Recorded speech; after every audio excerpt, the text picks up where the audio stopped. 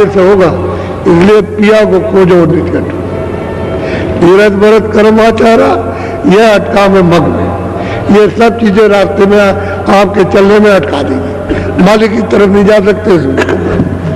तो जब तक संत मिले नहीं पूरे, तब तक पड़े रहोगे अग में।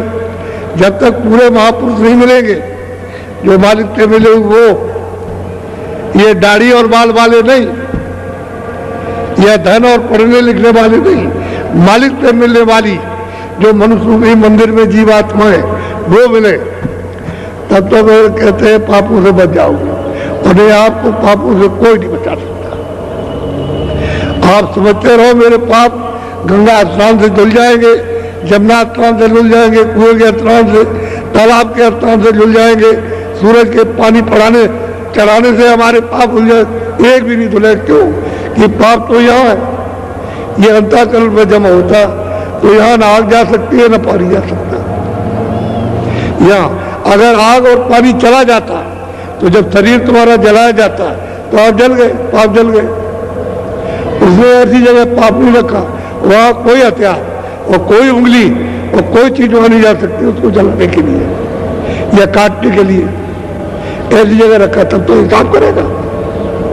आप समझते हो कि ऐसा हो जाएगा, लोगों ने कहावत कह रखी है। वही तो हम कहते थे भाई गंगा जल, ये जल है गंगा जल, इसमें प्रतिज्ञा करो कि आज से हम ये नहीं करेंगे, आज से हम कोई बुरा काम नहीं करेंगे, ये प्रतिज्ञा करो। तो उसका रास्ता बनने लगे।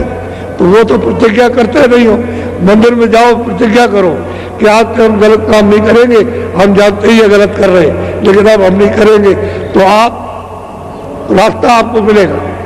वो तो कुछ नहीं, मंदिर में देखा है, हमारी ये पूर्ति हो जाए, हमारी ये पूर्ति हो जाए, ये हो जाए, कुछ नहीं। जब तक संत मिलेंगे नहीं पूरे, तब तक पड़े रहोगे अग में।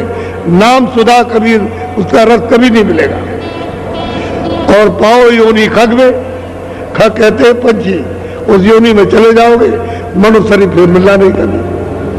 उसी में कितने प्रकार के पंछी होते हैं, तरह तरह के पंछी होते हैं, इसमें दोस्त में, उसमें दोस्त में, उसमें दोस्त में, इसी में जल मिलता रहेगा। अलग है योनि सबकी, उसी योनि अलग है, पंछी योनि अलग है, अलग अलग है। और हर नस्लों के पंछी, हर नस्लों के जानवर, हर एक नस्ल के, हर नस्लों के कीड़े, हर नस्लों के जल के जीव उसमें।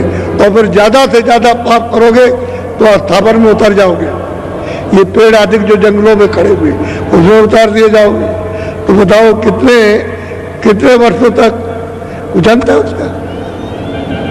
आपको तो ये बात मालूम है नहीं, कुछ जानते नहीं, इसलिए कोई क्या करेगा बेचारा। तो जब नाम सुधा कभी रस नहीं मिलेगा आप।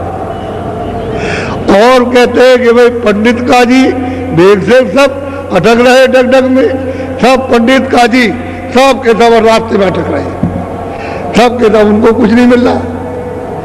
अरे कुछ नहीं मिला उनको, पूजो से कुछ मिला, अगर मिला होता तो कुछ दे देते, उनको भी कुछ नहीं मिला। रास्ते रास्ते में अटक गए और लोगों को अटका दिया, भटका दिया उसने। ये नहीं कि विषय वासनाओं में उसमें लिप्त हो गए, तो जब विषय वासनाओं में लिप्त हो गए तो मालिक कैसे मिलेगा? उतना तो 50 निशाना के निशान भी नहीं मालूम होगा उससे नहीं।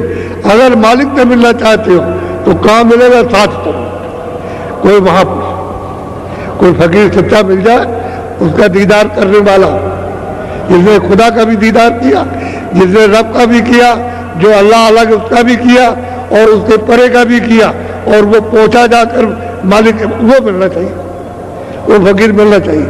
ऐसे कोई बात नहीं मिल जाए। तो यहाँ सब इंसानों का, आदमियों का एक ही घाट है, दो घाट नहीं है, एक ही घाट, यही बैठे हुए। और यही से आपको ऊपर जाना। तो जब मलिन हो जाओगे, गंदे हो जाओगे, उधर नहीं जा सकते। और पाक साफ यानी निर्मल पवित्र हो जाओगे तो आप उधर चले जाओगे। तो कहते हैं सदगुरु पूरे बहुविध समझा में, वो आकर के यहाँ सबको बहुत विधियों से समझाते हैं। अरे भाई आप समझ लो अच्छी तरह से, तो आप कहते हो जात पात के, अरे फकीरों की और महापुरुषों की कोई जात होती है? वो किसी जात के नहीं होते, बेजात होते, उनकी कोई जात। क्यों? क्यों? तो सबको